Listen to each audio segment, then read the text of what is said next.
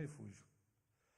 Um refúgio onde essas coisas, essas pressões parecem ficar distantes. E por isso é bom estarmos aqui. Afinal, meus queridos, a Bíblia afirma que na presença de Deus os adoradores encontram algo que jamais encontrarão em qualquer outro lugar. Que é uma paz que excede a todo entendimento. E é isso que o texto diz em Filipenses 4, versos 6 e 7. Filipenses 4, versos 6 e 7 dizem para nós, o texto está aí: não andem ansiosos por coisa alguma, mas em tudo pela oração e súplicas e com ação de graças, apresentem seus pedidos a Deus. Nós não temos que ter ansiedade, mas ter a certeza de que há um lugar onde nós podemos nos achegar e colocar diante de Deus sem nenhuma barreira, sem nenhuma vergonha, as nossas mais prementes necessidades, as nossas mais íntimas necessidades, sejam elas físicas, financeiras, morais, espirituais, quaisquer que sejam, elas são atendidas dentro do plano maravilhoso de Deus para nós. Por isso é bom estarmos aqui, porque neste lugar nós ficamos isolados deste mundo difícil, desse mundo cruel, e estamos como que num oásis no tempo. O segundo aspecto pelo qual é importante e é bom estarmos na casa de Deus, é que na presença de Deus nós construímos um relacionamento com Ele de uma forma muito singular. Da mesma maneira como as pessoas, pela convivência, criam laços de amizade e de afeto, o relacionamento com Deus cria laços de afeto e de amizade com Deus. E normalmente, quando nós gostamos de alguém, nós temos prazer em ir à sua casa, visitá-lo, e temos prazer em recebê-lo em nossa casa. Os nossos amigos mais íntimos, mais achegados, são aqueles com os quais compartilhamos a intimidade do nosso lar. Nós não convidamos para o nosso lar pessoas estranhas, pessoas pelas quais nós não nutrimos nenhum sentimento de admiração. Nós convidamos para a intimidade do nosso lar as pessoas que nos são mais preciosas, mais caras. E é assim, meus queridos, que tanto Deus vai à nossa casa, Ele diz que vai à nossa casa, e que se nós simplesmente abrirmos a porta, Ele faz morada em nosso lar, como também Ele tem prazer em nos receber na sua casa, a casa do Pai. E alguém já usou o texto bíblico, porque onde estiverem 2 ou 3 reunidos em meu nome, eu estarei no meio deles, quase que para justificar uma baixa presença aos cultos. Como que para dizer, olha, estamos pouquinhos aqui, mas Deus está conosco. É claro que onde 2 ou 3 reunidos em nome de Deus o invocarem, Ele estará ali, porque até uma pessoa, unicamente, sozinha, invocará o nome de Deus e Ele estará presente. Quando nós vemos o sentido original desse texto, nós percebemos que eram reunidos com o propósito de oferecer perdão, de costurar o perdão, de produzir meios pelos quais o perdão pudesse ser operado na igreja, entre o povo de Deus e entre o povo e Deus. E é claro, meus queridos, quando nós estamos na casa de Deus, nós percebemos mais de perto o quanto nós somos falhos e o quanto nós precisamos uns dos outros. E aí nós temos como trabalhar essa questão do perdão na nossa vida, nos sentir perdoados, porque de fato não há melhor lugar no mundo do que a presença de Deus. Cantamos isso agora há pouco. E isso se dá porque Ele conhece as nossas necessidades profundamente. Hebreus capítulo 4, verso 15, diz que nós não temos sumo sacerdote que não possa compadecer-se das nossas fraquezas, mas sim alguém que, como nós, passou por todo tipo de tentação, porém sem pecado. Ou seja, Ele conhece, Ele sabe daquilo que nós estamos falando.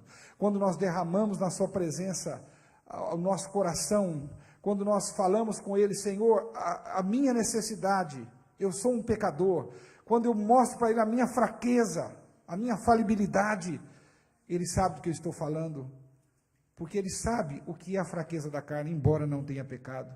E por isso, maravilhosamente, ele pode nos socorrer. O terceiro elemento, meus queridos, é que na casa de Deus nós somos levados a ter comunhão uns com os outros.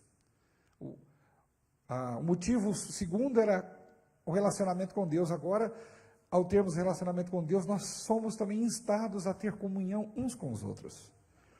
E aí, meus queridos, é aquilo que o apóstolo Paulo bem escreveu na sua carta, a primeira carta aos Tessalonicenses, no capítulo 5, verso 11, quando ele diz: por isso exortem-se e edifiquem-se uns aos outros, como de fato vocês estão fazendo. Exortação, conselho. A igreja tem, meus queridos, essa grande virtude de nós sermos exortados, de nós podermos edificar uns aos outros pela exortação, pelo conselho, porque afinal de contas nós enfrentamos luta semelhante.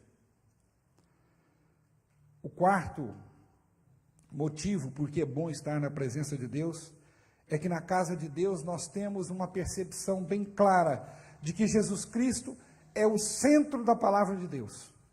Não há dúvida disso. Porque nós o invocamos através dos hinos, nossos hinos são cristocêntricos. Os textos bíblicos que nós usamos sempre apontam para Jesus como a única solução para este mundo, para o problema deste mundo. E sabe, meus queridos, quando Jesus foi transfigurado, ele estava com dois outros personagens bíblicos. Não foram escolhidos aleatoriamente dentro do plano de Deus. Ali estavam Moisés e Elias, que representavam a lei e os profetas. A lei e os profetas sobre os quais Jesus se debruçou, até mesmo para mostrar aos seus discípulos que era necessário que ele viesse e padecesse. E afinal de contas, este foi o assunto de 6 dias antes. Nós começamos esse texto, capítulo 17 de Mateus, a partir do verso 1, dizendo 6 dias depois. Lucas 18 dias. Então, uma semana aproximadamente. 6 dias depois. 6 dias depois de quê? De que Jesus havia dito para eles que era necessário que ele padecesse. Jesus havia demonstrado que isso não era meramente uma questão do acaso. Jesus não era vítima das coincidências ou das maldades humanas. Ele havia se entregado voluntariamente, fazia parte do plano de Deus. Deus não estava à mercê do homem, da crueldade do homem. Deus estava acima de tudo isso, porque ele escolheu salvar o homem pelo sacrifício. E aí, meus queridos, nós percebemos que um e outro estavam ali representando que Jesus Cristo é a esperança, é o Messias. O Messias que trouxe esperança para Israel. O Israel daquele tempo e o Israel de hoje que somos nós. Nossa única esperança é o Messias. E eis que nós estamos aqui neste mundo outra vez a aguardá-lo, como os nossos antepassados judeus o aguardavam. Messias era a esperança para eles, o Messias continua sendo a esperança para nós. Lucas menciona que eles falavam da sua partida. No capítulo 9, verso 31, os 3 evangelistas que mencionam esse mesmo texto, Lucas diz que eles conversavam com Jesus justamente sobre isso, sobre o momento da sua partida. Na realidade, meus queridos, a transfiguração de Cristo foi um alento para Jesus. E, ao mesmo tempo, foi uma bênção para os discípulos que estavam, muitas vezes, preocupados com aqueles acontecimentos, com o rumo daquelas coisas. Tudo apontava para o fato de que Jesus seria entregue diante dos algozes, porque eles tramavam isso. E agora Jesus tomou aqueles 3, que eram líderes dentre os discípulos, para que eles, ao perceberem a glória de Jesus Cristo, glória que ele teve antes de vir a este mundo, fossem fortalecidos no momento das provações e soubessem a glória que os aguardaria. Então, meus queridos, é muito importante para nós conhecer a palavra de Deus. Conhecermos a palavra de Deus é fundamental, as promessas da palavra de Deus. E isso não foi escrito meramente por ser escrito. Há um propósito na palavra. E qual é esse propósito? Bom, nós temos 2 textos que falam sobre isso. Romanos 15, verso 4, primeiramente, diz para nós que essas coisas foram escritas para o nosso ensino, para nos corrigir, para nos exortar. E 1 Coríntios, capítulo 10, verso 11, diz que essas coisas foram escritas para a nossa advertência, para que nós tenhamos esperança, para que não nos desesperemos diante das situações que parecem fora de controle, porque Deus está no controle. Digam o que disserem as pessoas, Deus está no controle. Sabe, meus queridos, o quinto motivo pelo qual é bom estarmos na casa de Deus, é que na casa de Deus nós podemos vislumbrar um pouquinho da glória de Deus. Assim como os discípulos, ao virem Jesus transfigurado, ficaram maravilhados de ver as suas vestes, como diz a Bíblia, tão brancas que nenhum lavadeiro seria capaz de torná-las tão brancas. A primeira vez que eu me deparei com o efeito da luz negra sobre as vestes brancas, eu fiquei maravilhado. Não é? É tão bonito você ver, parece que a luz está saindo das vestes e não da luz negra. E aquilo era tão forte que os discípulos, mesmo estando sonolentos, mesmo tendo dormido, eles acordaram com o fulgor das vestes de Jesus, de Elias e de Moisés. E então, meus queridos, da mesma maneira, nós podemos vislumbrar, ao chegar na casa de Deus, nós podemos vislumbrar um pouquinho da glória que nos aguarda. Ao estudarmos as profecias, ao vermos as promessas de Deus, nós vemos que Deus tem um futuro glorioso para o seu povo. Não importa os sofrimentos dessa vida, não importa que o tempo possa carcomer a nossa beleza, a nossa força, a nossa vitalidade, tudo isso acabará. A glória com a qual seremos envolvidos nos transformará desse corpo corrupto em corpo glorioso. Transformará a nossa realidade, meus queridos, de tal maneira que nós nem podemos imaginar a totalidade deste efeito. Nós vislumbramos apenas por um pouquinho, nós descortinamos apenas por um pouquinho. E aí tem um outro texto da Bíblia que diz assim, né, que as coisas que Deus preparou não subiu aos olhos humanos, nem à mente humana, nem os olhos já viram, nem ouvidos ouviram, que Deus tem preparado para aqueles que... Aí as pessoas falam, está vendo? Olha, o céu é coisa tão maravilhosa que a gente nem imagina. Mas talvez é um leitor apressado da Bíblia, porque se continuar lendo diz, mas Deus nolas revelou pelo seu Espírito. Elas são incompreensíveis àqueles que não conhecem a palavra. Mas aqueles que vislumbram a presença de Deus, através da palavra, do verbo, eles podem abrir, descortinar e ver um pouquinho disso, porque Deus nos revelou pelo seu Espírito. O sexto motivo, meus queridos, antes disso eu quero mencionar o texto de que esse não é o nosso lar, não é? A nossa pátria é outra. Nós estamos aqui apenas de passagem. É isso que diz Filipenses capítulo 3, versos 20 e 21. Pois a nossa pátria está nos céus, onde também aguardamos o Salvador, o Senhor Jesus Cristo. O sexto motivo pelo qual é bom estarmos aqui é que na casa de Deus as nossas percepções distorcidas, elas são corrigidas. As nossas ideias preconcebidas, o nosso eu, sabe, aquele eu acho, o achismo do dia a dia, é nisso, é na casa de Deus que essas coisas são corrigidas, que essas visões distorcidas são acomodadas dentro da visão de Deus.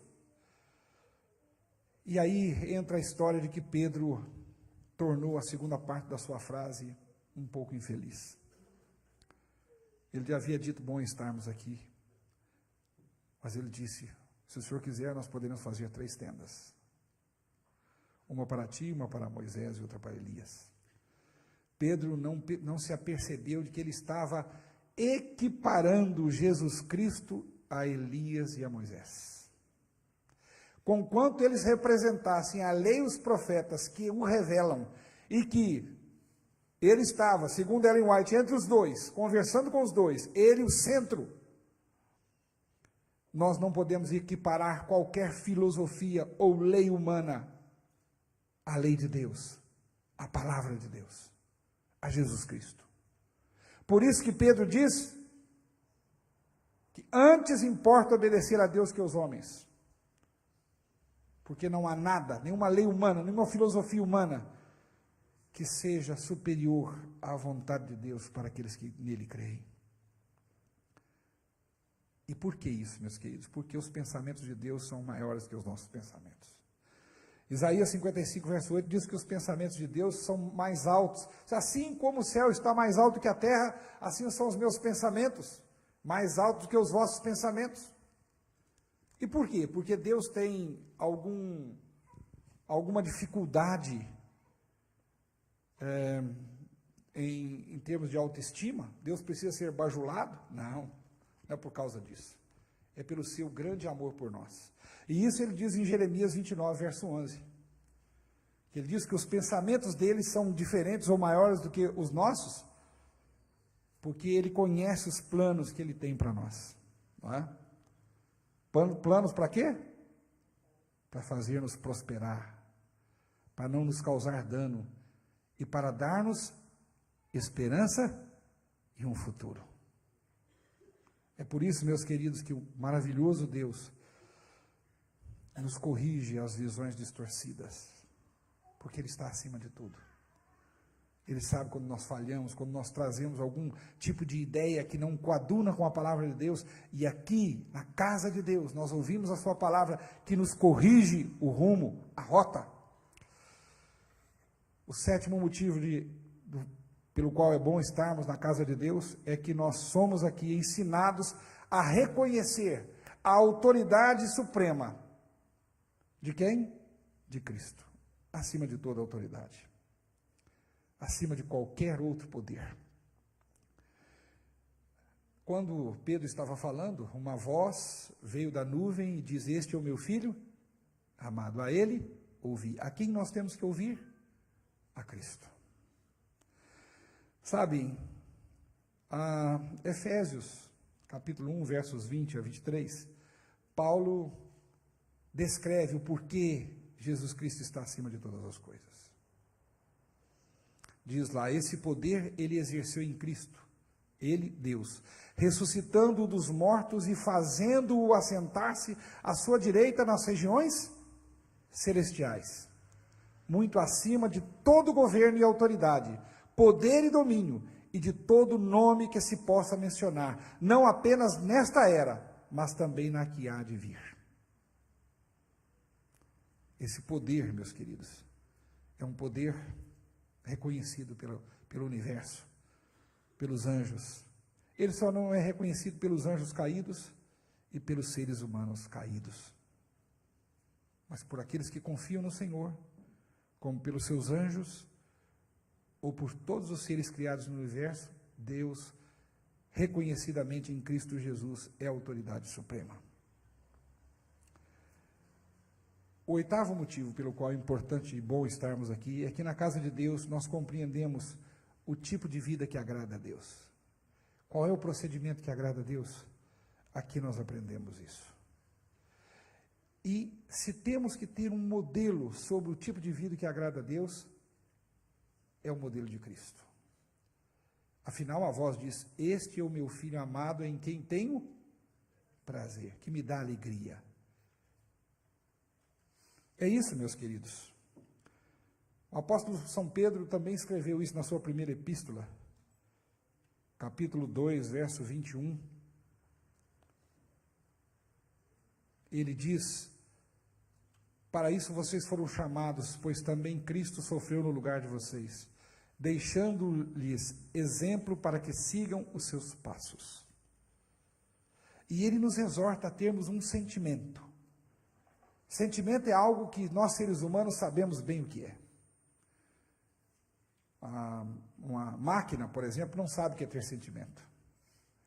Até quanto eu saiba, uma árvore, uma planta, não sabe o que é ter sentimento. Nem as coisas inanimadas e que nós não entendemos ter vida, mas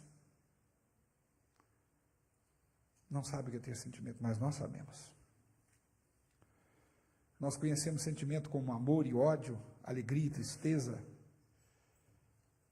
dor e refrigério, tantos sentimentos que nós temos, que nós experimentamos, mas o sentimento que é dito que nós deveríamos ter é o sentimento descrito lá em Filipenses, quando o apóstolo escreveu em capítulo 2, verso 5, tende em vós o mesmo sentimento que houve em Jesus Cristo, porque ele, sendo filho de Deus, não tomou como usurpação o ser, mas o que ele fez? Esvaziou-se a si mesmo, tomou a forma de servo. É isso, meus queridos, é esse tipo de sentimento, o sentimento de submissão a Deus. O nono motivo de estarmos na casa de Deus e sentirmos que isso é bom, é porque na casa de Deus nós somos despertados do torpor, do sono e da letargia espiritual.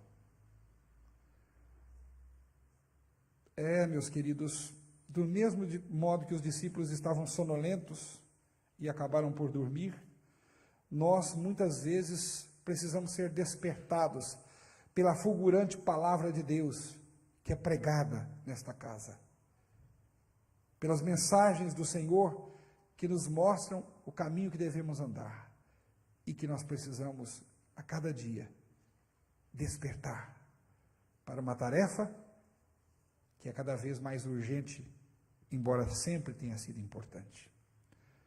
O apóstolo Paulo é claro em dizer que nós temos que trabalhar enquanto é dia, porque haverá um momento quando ninguém mais poderá trabalhar. Sabe, meus queridos, o 10º motivo e último motivo é que na casa de Deus, a sua palavra e a sua presença se tornam um referencial para a nossa vida. Quando nós ouvimos a palavra ser lida, nós saímos daqui e esta mensagem nos acompanha durante toda a nossa vida, as nossas atividades, o nosso dia a dia. As mensagens que ouvimos na casa de Deus são, por excelência, um referencial para as nossas atitudes além da casa de Deus. O apóstolo Pedro, na sua segunda epístola, 2 Pedro, capítulo 1, versos 16 a 19, ele mostra por que é importante você ser uma testemunha ocular, experimentar o poder de Deus. Ele diz, de fato, nós não seguimos fábulas engenhosamente inventadas. Quando lhes falamos a respeito do poder e da vinda de nosso Senhor Jesus Cristo, ao contrário, nós fomos testemunhas oculares da sua majestade. Testemunhas oculares. Isso não é maravilhoso, meus queridos, a gente poder contar o que Deus tem feito por nós? Não de ouvir falar, mas de experimentar o poder de Deus. Então, meus queridos, nós podemos concluir que é de fato bom estarmos na casa de Deus. Todavia, também precisamos concluir que é bom estarmos na casa de Deus, mas não é bom que simplesmente nos esqueçamos que nós temos um propósito nesse mundo. O propósito é nos misturarmos à multidão, como Jesus se misturou, e sermos mensageiros desta luz que nós percebemos na casa de Deus através da transfiguração de Deus, através da sua palavra. Essa luz que inunda esse ambiente sagrado e que nos faz sair resplandecentes da presença do Senhor para comunicar a luz que, vindo ao mundo, alumia a todo homem. Um dia, meus queridos, nós vamos poder dizer: é bom estarmos aqui, Senhor. E aí nós poderemos fazer tendas e morar eternamente na presença de Deus. Mas nós temos uma tarefa nesse mundo. E nós temos que dividi-la entre o estar na presença de Deus e levar conosco a presença de Deus. Não importa se na casa dele ou fora da casa dele, a promessa é de que a presença dele seria conosco. Ele diz: eis que estou convosco todos os dias. Meus queridos, que nós possamos apreciar o fato de estarmos na casa de Deus, tanto quanto apreciamos levar para as pessoas lá fora a certeza da presença de Deus na minha vida e na sua vida. Porque, afinal de contas, esta é a casa de Deus. Mas nós também o somos. A Bíblia diz que cada um de nós é um templo do Senhor. Então, onde estivermos, o Senhor estará. Onde estivermos. Se tão somente nós o representarmos fidedignamente.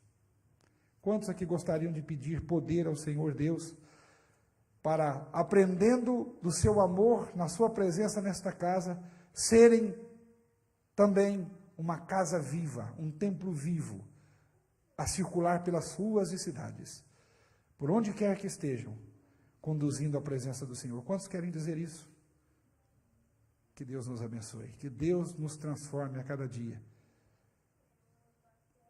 na reluzente presença da sua majestosa capacidade, poder e amor. Amém.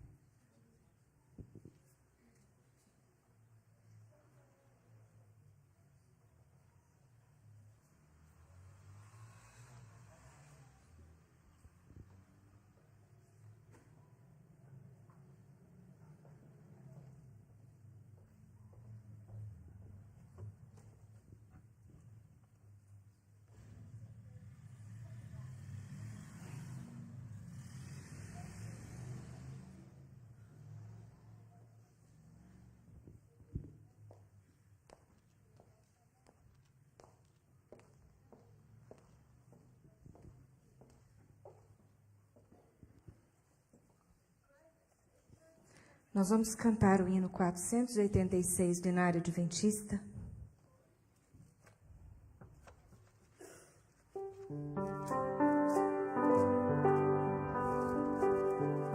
Sal da Terra. Eu convido a todos a se colocarem de pé para cantarmos juntos em louvor ao nosso Deus.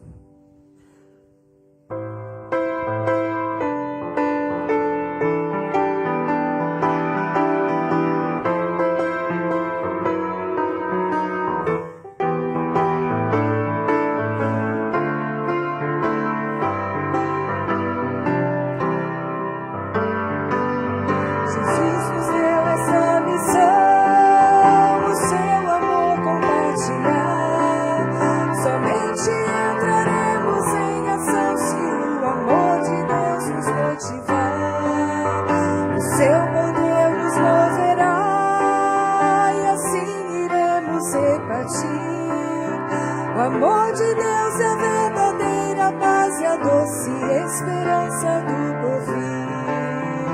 Vós sois o sal da terra, vós sois o sal da terra, restaurando o sabor e a alegria de viver. Vós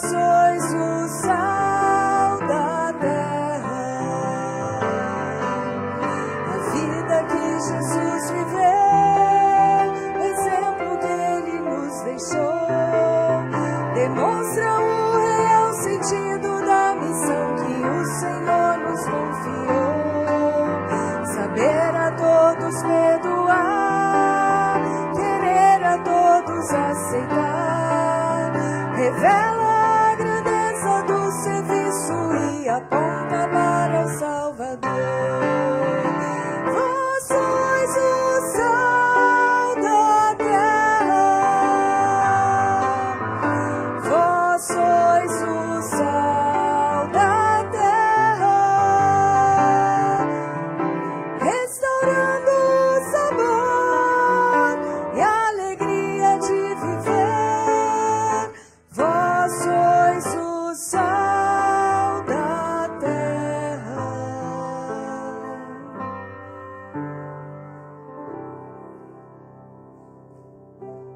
Oremos. Nosso Deus e Pai, nós te agradecemos pela oportunidade de estarmos na tua presença. Todavia, Senhor, não nos deixe esquecer da tua presença quando saímos pelas portas da tua casa.